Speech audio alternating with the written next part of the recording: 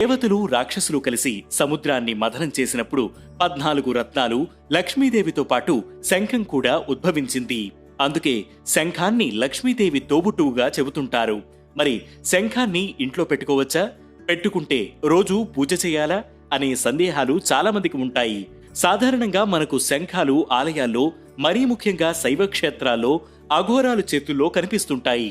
అయితే శంఖాన్ని ఇంట్లో కూడా పెట్టుకోవచ్చని పండితులు చెబుతున్నారు. దీనివల్ల పాజిటివ్ ఎనర్జీ పెరుగుతుంది, లక్ష్మీ కటాక్షం సిద్ధిస్తుంది. కానీ శంఖాన్ని ఇంట్లో పెట్టుకుంటే కొన్ని నియమాలు పాటించాలి. పొరపాటును కూడా శంఖాన్ని నేలపై పెట్టకూడదు.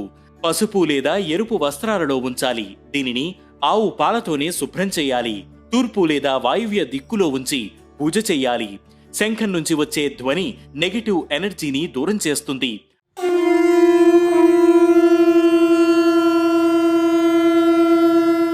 అలా అని అకారణంగా శంఖాన్ని పూరించకూడదు.